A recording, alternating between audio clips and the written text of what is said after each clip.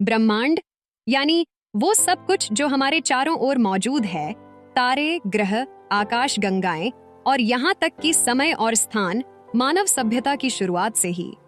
हम हमेशा से ये जानने के लिए उत्सुक रहे हैं कि यह विशाल ब्रह्मांड कहाँ से आया, कैसे काम करता है और इसका भविष्य क्या है। इस यात्रा में विज्ञान और खगोल विज्ञान ने एक महत्वपूर्ण भूमिका निभाई है।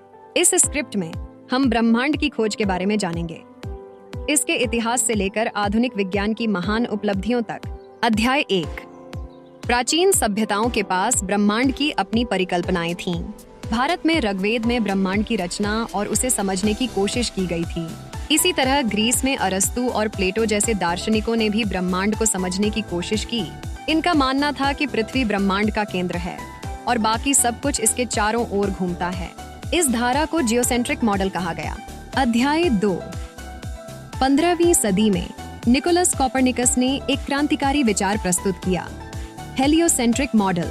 इसमें उन्होंने कहा कि पृथ्वी ब्रह्मांड का केंद्र नहीं है, बल्कि सूर्य के चारों ओर घूमती है। यह सिद्धांत विज्ञान की दुनिया में बड़ा बदलाव लेकर आया और आगे चलकर गैलीलियो, केपलर और न्यूटन जैसे वैज्ञानिकों के लिए प्रेरणा बना। अध्याय 3। गैलीलियो गैलीली ने जब पहली बार टेलीस्कोप का इस्तेमाल किया तो उन्होंने ऐसी चीजें देखीं जो पहले किसी ने नहीं देखी थीं, जैसे कि बृहस्पति के चंद्रमा, शुक्र के चरण और चंद्रमा की सतह पर क्रेटर। ये अवलोकन कोपरनिकस के सिद्धांत का समर्थन करते थे और धार्मिक और वैज्ञानिक विचारों के बीच संघर्ष की शुरुआत की। अध्याय 4। सर आइजक न्यूटन ने 17वीं सदी में गुरुत्वाकर्षण का सिद्धांत प्रस्तुत किया, जो ब्रह्मांड को समझने में सबसे महत्वपूर्ण खोजों में से एक थी। न्यूटन का गुरुत्वाकर्षण का सिद्धांत यह बताता है कि कैसे सभी वस्तुएं एक दूसरे को अपनी ओर खींचती हैं और इसी गुरुत्वाकर्षण बल के कारण ग्रह सूर्य की परिक्रमा करते हैं। अध्याय 5। 20वीं सदी की शुरुआत में अल्बर्ट आइंस्टाइन ने सापेक्षता का सिद्धांत प्रस्तुत किया। यह सिद्धांत ब्रह्मांड की संरचना को समझने का एक नया तरीका था। उन्होंने बताया कि कैसे समय और स्थान एक दूसरे से जुड़े हुए हैं और गुरुत्वाकर्षण किसी भी वस्तु के चारों ओर स्थान समय में विकृति पैदा करता है।